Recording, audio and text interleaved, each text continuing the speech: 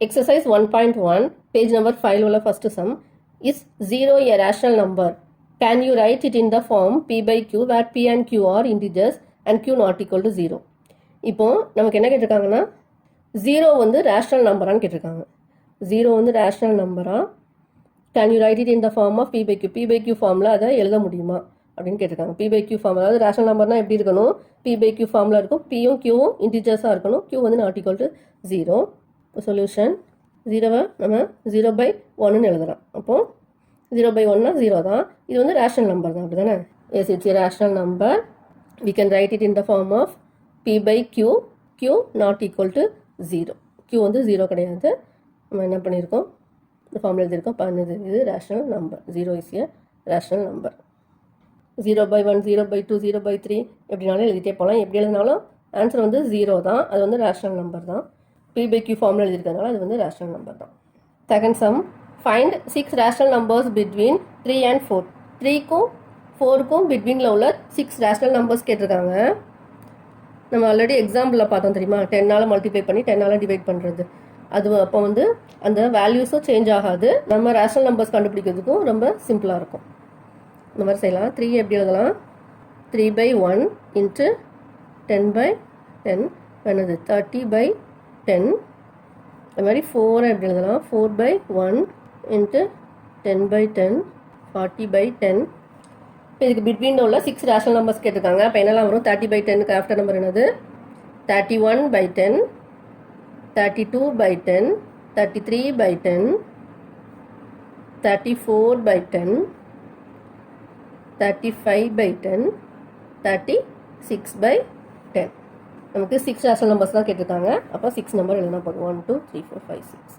இது answer. Third sum, find 5 rational numbers between 3/5 and 4/5. Solution 3/5க்கும் 4/5க்கும் பிட்வீன் உள்ள 5 ரேஷனல் நம்பர்ஸ் கேட்டிருக்காங்க. நம்ம ஆல்ரெடி பார்த்தோம்ல, அதே மாதிரி தான். 3/5வை நம்ம என்ன பண்ணணும்? 10ஆல் மல்டிப்ளை பண்ணி 10ஆல் டிவைட் பண்ணணும். என்ன வரும்? 30/50. 0 0 கணக்கு 3/5 அதே சேம் வந்துச்சுல. 4/5யும் அதே மாதிரி பண்ணலாம். 4/5 இன்ட்டு 10/10 ஈக்குவல் டு 40/50. இப்போ இதுக்கு பிட்வீன் உள்ள நம்பர்ஸ் கண்டுபிடிச்சிடலாம். 30/50க்கு ஆஃப்டர் நம்பர் என்னது? 31/50, 32/50, 33/50, 34/50. அதாவது டினாமினேட்டர் எல்லாம் சேமாக இருக்கணும். அதுக்காக தான் நம்ம இந்த மாதிரி பண்ணுறோம். அப்போ தான் நெக்ஸ்ட் நம்பர் நம்ம எழுத முடியும். நமக்கு சிம்பிளாக இருக்கும் ரேஷனல் நம்பர் கண்டுபிடிக்கிறதுக்கு. 5 தான் கேட்டிருக்காங்க. அப்போ 1 2 3 4 5 எழுதியாச்சு. Answer. Fourth sum, state whether the following statements are true or false. Give reasons for your answers. First இது, every natural number is a whole number, every integer is a whole number, every rational number is a whole number அப்படின்னு கேட்டிருக்காங்க. இந்த 3 ஸ்டேட்மெண்ட்ஸும் ட்ரூவாக ஃபால்ஸான்னு சொல்லணும். என்ன ரீசன்னு கேட்டிருக்காங்க. Solution பாருங்கள். Natural நம்பர்னால் என்னது? 1 2 3 etcetera.